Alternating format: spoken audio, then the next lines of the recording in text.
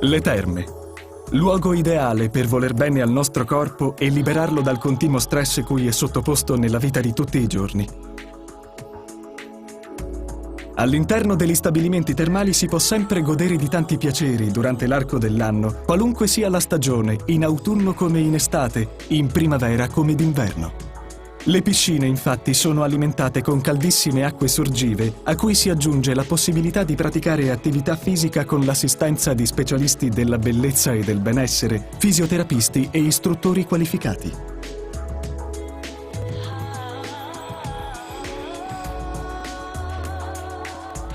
In Sardegna, sicuramente, i più rinomati centri termali sono quelli di Sardara, paese situato ai piedi del castello di Monreale nella provincia del Medio Campidano, di poco più di 4.000 abitanti a 30 minuti da Cagliari e 20 da Oristano, raggiungibile attraverso l'arteria più trafficata della Sardegna, la strada statale 131, nota anche come Carlo Felice.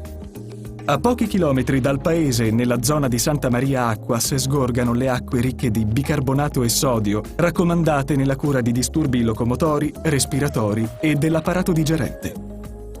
Le sorgenti termali erano frequentate sin dall'età del bronzo, come testimonia la presenza di diversi nuraghi e la costruzione, sempre d'età nuragica, del Tempio a Pozzo di Sant'Anastasia. Anche i Fenici e i Punici, insediati nella vicina Neapolis, frequentarono il luogo che i Romani trasformarono poi in un attrezzato e rinomato centro termale a cui diedero il nome di Acque Napolitane. Delle terme si ha menzione in Tolomeo e nell'Itinerarium Antoninianum, dove si cita il centro termale di Acque Napolitane, presso il quale era un popoloso borgo, ancora esistente nel Medioevo, citato come Villa Santa Maria deis Acquas. La temperatura delle acque alla sorgente varia da 50 a 68 gradi centigradi. Le acque vengono classificate minerali, bicarbonato, alcaline e ipertermali. Il fango è naturale e si presenta argilloso e di colore bruno cinereo. Le acque e i fanghi, per le loro caratteristiche chimico-fisiche, hanno uno spiccato effetto eudermico, stimolano il microcircolo ed il metabolismo cutaneo compiendo un'azione antinfiammatoria, antisettica e detergente. Trovano perciò indicazione nel trattamento di molti inestetismi causati da affezioni come la cellulite, l'acne e soprattutto l'invecchiamento. Di particolare rilievo gli idromassaggi in acqua minerale ed i trattamenti al fango vellutato termale. La località termale offre condizioni di tranquillità e comfort. È il luogo ideale per l'organizzazione di meeting, corsi di formazione, riunioni, stage e convegni. I centri termali sono infatti dotati di sale riunioni già perfettamente attrezzate per la trasmissione di immagini audiovisive, oltre che essere dotati di tutti i comfort e di adeguati spazi riservati all'accoglienza dei partecipanti. Il soggiorno alle terme può essere piacevolmente accompagnato da percorsi naturalistici nel territorio circostante e dall'esplorazione dei nuraghi, 2 dei quali interni ad uno stabilimento, e dalla visita ai resti delle antiche terme. Proprio a pochi passi dai centri termali sorge il santuario dedicato a Santa Maria Acquas. Non si hanno notizie certe della sua originaria edificazione, ma probabilmente esiste dai primi secoli del millennio scorso, subendo poi molti rifacimenti. Già le popolazioni proto-sarde, che popolavano la piccola valle in cui sgorgavano le sorgenti di acqua calda, adoravano una divinità delle acque. Accanto alle terme napolitane, i Romani edificarono un tempio nel quale celebravano il loro culto. I riti pagani, col cristianesimo, furono sostituiti dalla venerazione della Vergine delle Acque. Oggi è santuario diocesano e la patrona della diocesi di Ales Terralba è proprio Santa Maria Acquas.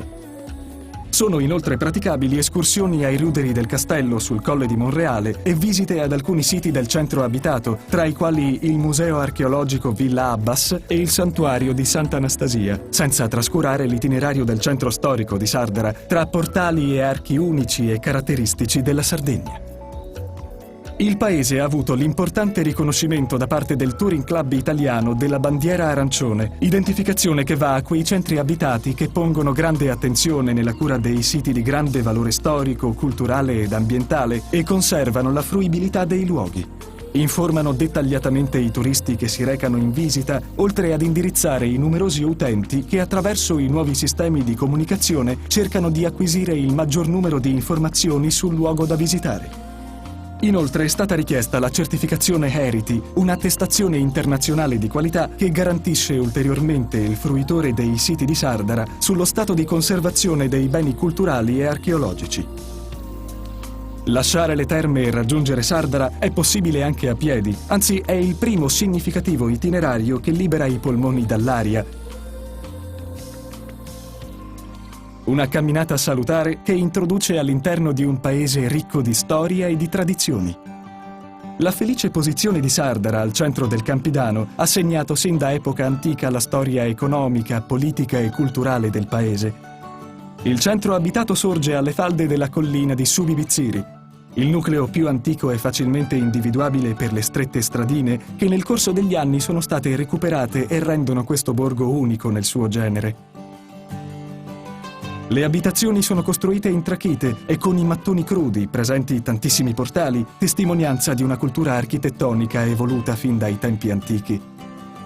Il territorio del comune fu sempre abitato fin da epoca preistorica, assumendo particolare importanza in epoca nuragica, come testimonia il tempio a pozzo di Sant'Anastasia, probabilmente tra i luoghi di culto più importanti dell'isola, al volgere tra l'età del bronzo e quella del ferro.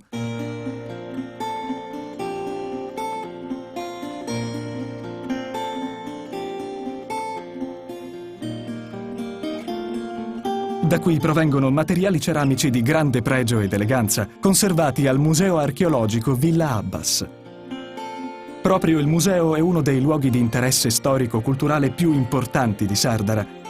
L'esposizione si articola su 2 piani e comprende 8 sale, corredate da vetrine e pozzetti. Sono in essa rappresentati i siti archeologici più importanti del territorio e della fascia di comuni posti lungo la strada statale 131, da Sardara fino alle porte di Cagliari. Il percorso museale ha inizio con la sala didattica, che fornisce al visitatore gli strumenti per poter leggere agevolmente l'esposizione. Sono illustrate le tecniche fondamentali della lavorazione della pietra e della ceramica, sono forniti dati storici e cronologici dalla preistoria al tardo medioevo, mentre in 2 vetrine viene offerta una panoramica sulle caratteristiche produzioni ceramiche dal Neolitico alla tarda età imperiale.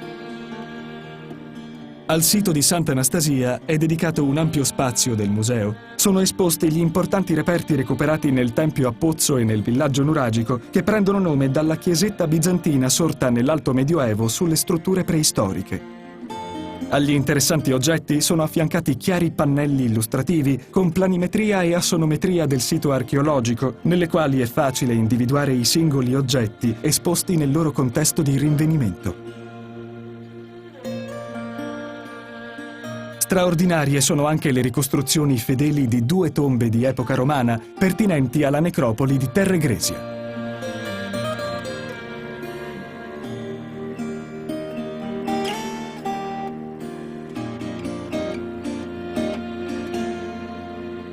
L'intero itinerario museale visivo è affiancato da un analogo percorso tattile. Una serie di riproduzioni delle ceramiche esposte in vetrina è collocata su mensole dislocate nelle diverse sale ed è finalizzata alla conoscenza dei materiali attraverso il tatto. I pezzi sono corredati da didascalie, catalogo in braille ed audioguida, in quanto il percorso è principalmente mirato a favorire gli ipovedenti ed i non vedenti, ma è ovviamente accessibile a tutti i visitatori e soddisfa la curiosità tattile anche di altri fruitori, quali ad esempio i bambini.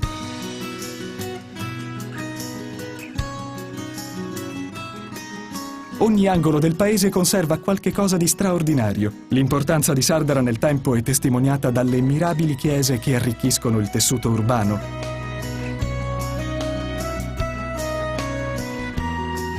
Accanto al pozzo nuragico di Sant'Anastasia sorge l'omonima chiesa tardogotica del XV secolo.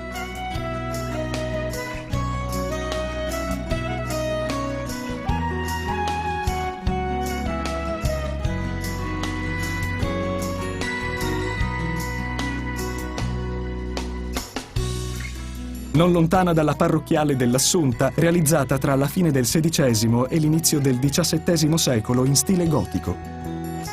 Di notevole interesse in quest'ultima i singolari rilievi scolpiti sugli archi e sulla volta stellare della prima cappella a destra.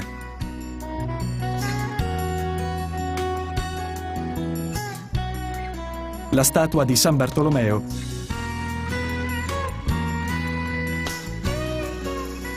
e un organo a canne del 1758.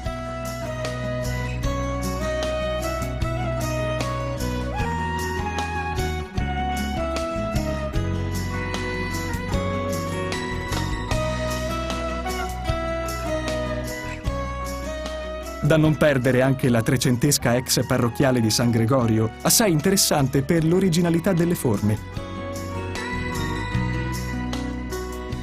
Testimonianza della fase di transizione dallo stile romanico a quello gotico.